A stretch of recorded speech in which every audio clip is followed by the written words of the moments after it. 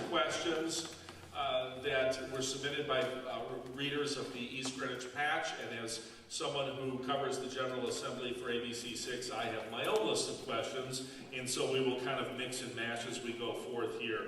This is the race to replace Representative Bob Watson, who has served this district for over 2 decades in both the Senate and the House in the state of Rhode Island. And I don't care if you're a Republican, a Democrat, or an Independent. I think it's important to give our thanks to the people who step forward and serve in public office in our state and represent our community, especially for such a long period of time. So tonight I would just like to say thank you, Bob Watson, for all you've done for East Greenwich, West Greenwich, and the state of Rhode Island.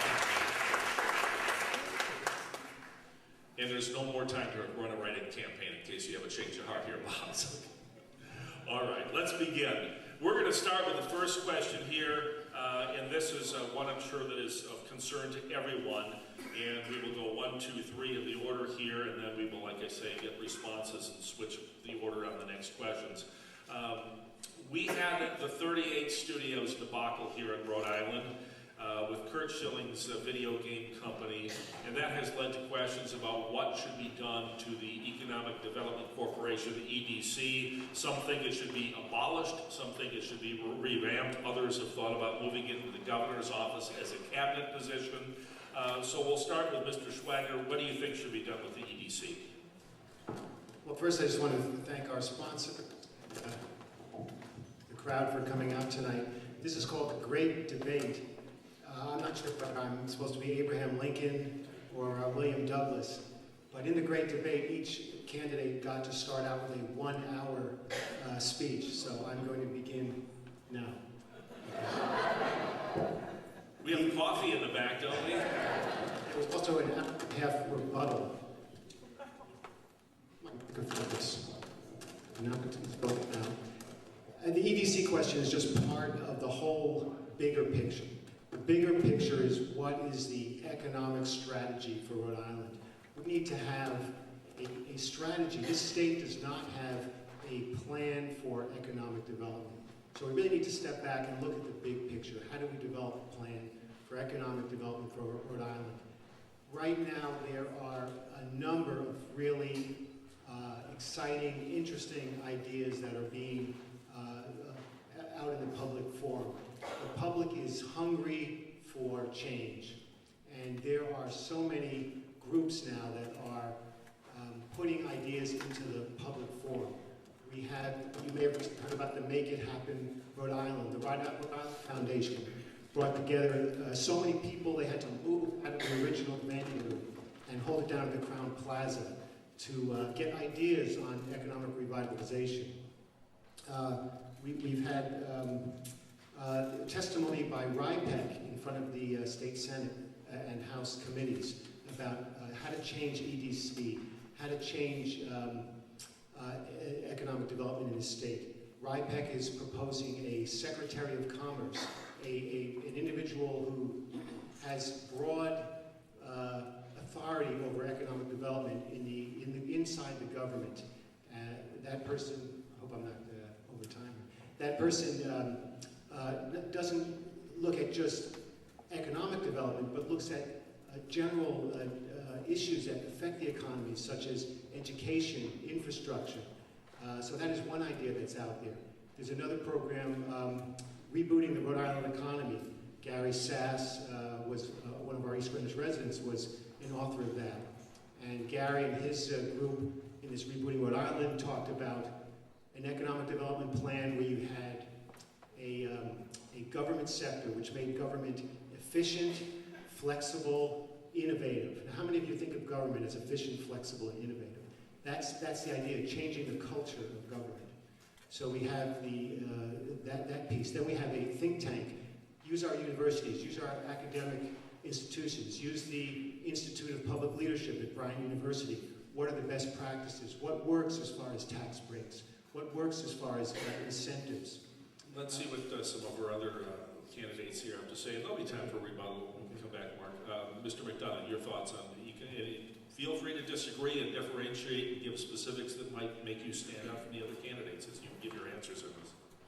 Thank you. Thank you very much. I would be happy to address the topic of EDC. This morning, I actually attended, I was an invitee to the Northern Rhode Island Chamber of Commerce, where RIPEC presented to the Chamber Board the report that they just issued on September 24th about EDC and what they recommend doing. And I credit them as a private entity, nonprofit, for the time and effort that they put into that report.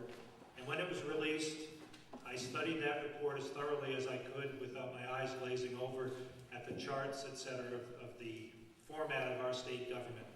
But I believe that it's more or less rearranging the chairs on the Titanic, it seemed to me, more than anything. I mean, the position that Mark referenced, the Commerce Secretary, is just a new name for the EDC Director.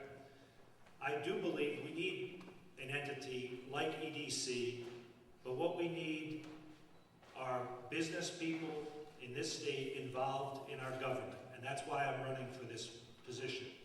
I've worked in business for 30 years, and most recently, the past 4 years, I've worked at a company based in Quonset Point, and I've had the distinct pleasure to deal with a division of EDC called Quonset Development Corporation, QDC, and was amazed at how poorly they were in allowing a new company that wanted to move their headquarters from Norfolk, Virginia to Davisville, Rhode Island. Now, how often do we hear about companies wanting to move from Virginia, or for any state for that matter, to Rhode Island? But this company called Imskip, a steamship line, been in business 100 and some odd years, based in Iceland, wanted to relocate their North American operations to the port of Davisville. This introduction came about from a private-public partnership, more or less. A customer of mine, Seafreeze, a $40 million company based in Davisville, introduced Imskip to QDC. The discussions went along from November of last year through June, and then hit a brick wall. And something happened within QDC that caused the negotiations to stop, and a complete shift, and now they're looking at Portland, Maine instead. And the frustration that I experienced from that is beyond belief, and it proved to me why there's failures in our state government. I'd be happy to detail that at another forum, privately with any of you, or you can visit my website to get greater detail about it. It's just one example of where these public entities need more private sector involvement. All right, let's hear from Mr. Giarrusso on his economic development plans and what you might do with the EDC. Well, the problem with the state doing this, the EDC, the way they're constituted right now, it's like we bought a ticket to the circus and then we're surprised that we see a clown. I mean, these guys, it's like it epitomizes cronyism. The state getting into the business of picking winners and losers. There's no transparency. There's no confidence in our government.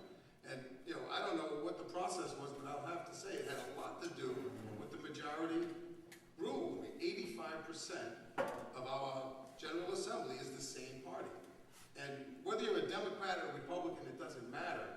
85% of anything is too much, whether it's 85% men, 85% women, 85% whatever. It's just a bad thing. We need to get a little bit more of bipartisan activity in there.